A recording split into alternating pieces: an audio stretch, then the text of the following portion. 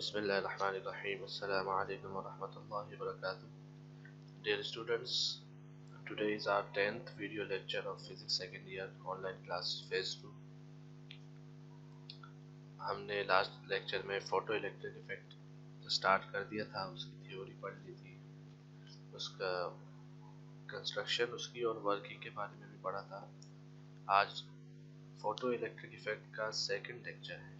Total 3 lectures में ये topic cover होगा, काफ़ी बड़ा टॉपिक है, तो आप ज़रूर इसको गौर से देखें, गौर से सुने।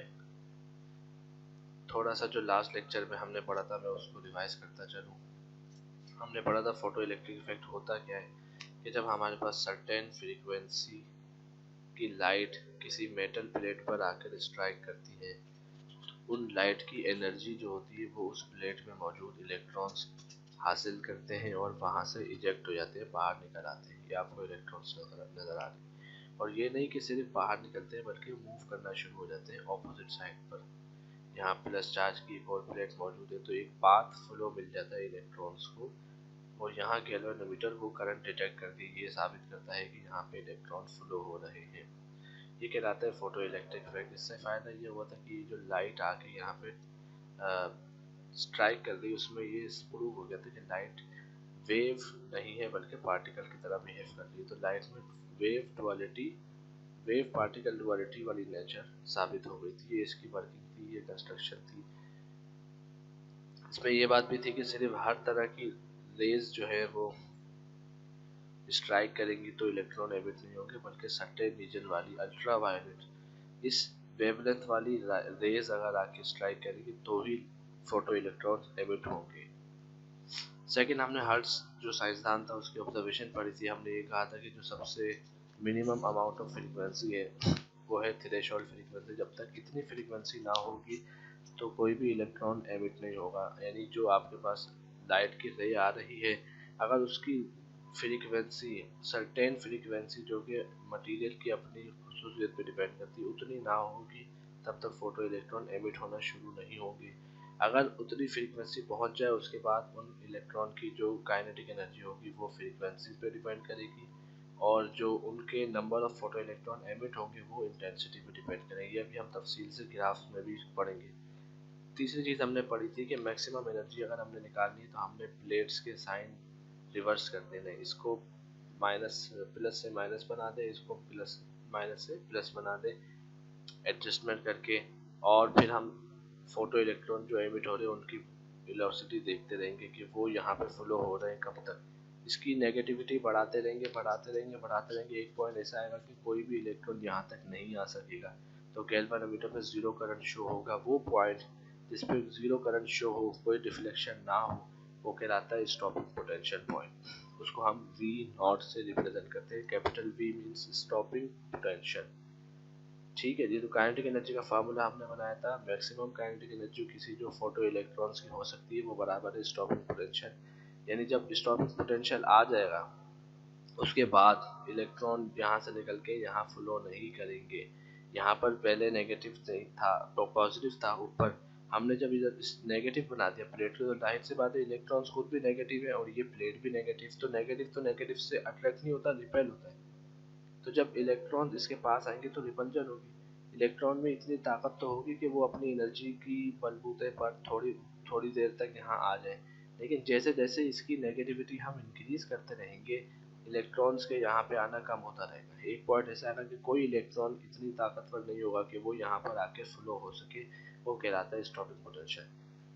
आज का हमारा जो टॉपिक है वो है कुछ हम इम्पोर्टेंट डेफिनेशंस पढ़ेंगे और 3 ग्राफ्स स्टडी करेंगे। तो ये गौर से आप पढ़े, थ्रेशोल्ड फ्रीक्वेंसी आपको समझ आ चुकी होगी कि वो मिनिमम फ्रीक्वेंसी इंसिडेंट लाइट की जो कि ज़रूरत होती है, जिसकी जो रिक्वायर्ड होती है जब हमें फोटो इलेक्ट्रॉन एमिट करने हो।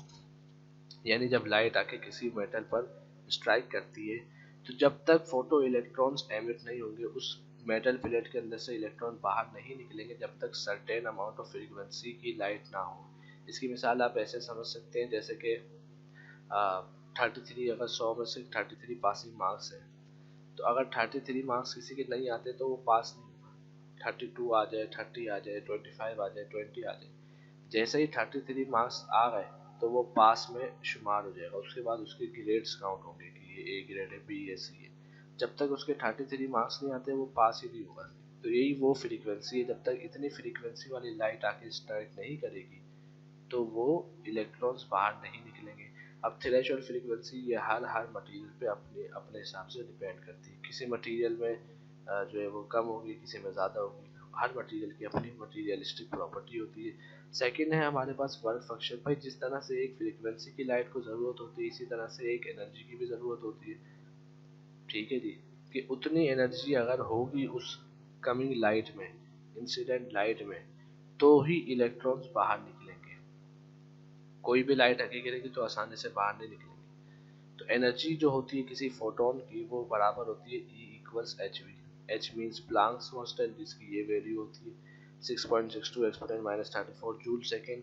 और V ये V की शेप का होता है फ्रीक्वेंसी, इसकी वैल्यू फ्रीक्वेंसी, और इसका यूनिट होता है हर्ट्ज। तो हमने कहा वो मिनिमम अमाउंट यानी वो मिनिमम फ्रीक्वेंसी जो चाहिए होती है इलेक्ट्रॉन्स को बाहर निकलने के लिए, वो कहलाती है थ्रेशोल्ड फ्रीक्वेंसी। तो वो मिनिमम एनर्जी जो चाहिए होगी इलेक्ट्रॉन्स को बाहर निकलने के लिए, वो कहलाएगी वर्क फंक्शन। तो यहाँ पे हम उस E को रिप्लेस कर देंगे फाई नॉट के साथ। वर्क फंक्शन का सिंबल होता है फाई नॉट, और H जो है वो हमारे पास H ही होगा। वी हमारे पास वी नॉट हो जाएगा, क्योंकि थ्रेशोल्ड फ्रीक्वेंसी का हम डिनोट करते हैं वी नॉट से। फिर v बराबर होता है c अपॉन लैम्डा के। c mean speed of light, lambda means wavelength. तो वो वेवलेंथ जिस वेवलेंथ पर आपके पास फोटो इलेक्ट्रॉन्स एमिट होंगे, बाहर निकलना शुरू होंगे, वो कहलाती है कट ऑफ वेवलेंथ। उसको हम लिखते हैं लैम्डा नॉट। तो ये जो नॉट नॉट नजर आ रहा है, आप इससे ये याद कर लें कि थ्रेशोल्ड फ्रीक्वेंसी होती है वी नॉट, और वर्क फंक्शन होता है फाई नॉट, और लैम्डा यानी वेवलेंथ जो होती है वो होती है lambda naught. Cut off wavelength इसे हम कहते हैं, वो वेवलेंथ जिस पे इलेक्ट्रॉन्स बाहर एमिट होना शुरू होंगे मेटल प्लेट के अंदर से।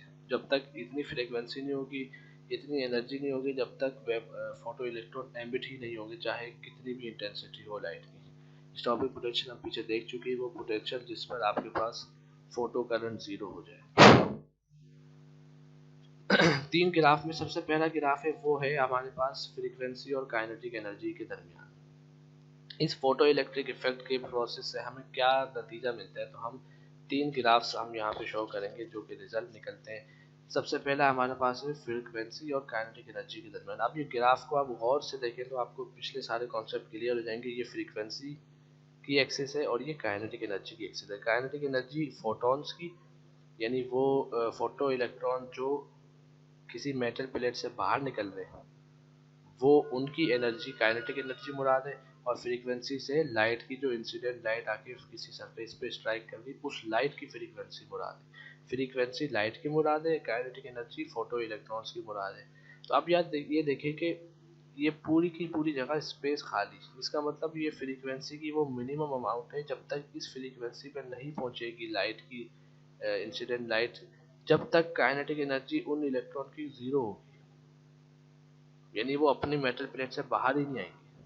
जैसे ही हमारी फ्रीक्वेंसी जो है वो वी नॉट पर पहुंच जाएगी, थ्रेशोल्ड फ्रीक्वेंसी, जैसे ही पासिंग मास आ जाएंगे उसके बाद इसके ग्रेड बढ़ना शुरू हो जाएंगे, तो काइनेटिक एनर्जी और फ्रीक्वेंसी डायरेक्टली प्रोपोर्शनल हो जाएगी। जितनी ज़्यादा फ्रीक्वेंसी होगी उतना ज़्यादा जो है वो इलेक्ट्रॉन बाहर निकल के मूव करेंगे। इसको आप ऐसे समझ सकते हैं, जैसे यहाँ पर अगर कोई लाइट आ रही है और वो स्ट्राइक कर रही है, अगर उसकी फ्रीक्वेंसी है मिसाल के तौर पे 400 हर्ट्ज, और इस मेटल प्लेट की जो थ्रेशोल्ड फ्रीक्वेंसी ज़रूरत है इसको वो है 100 फ्रीक्वेंसी।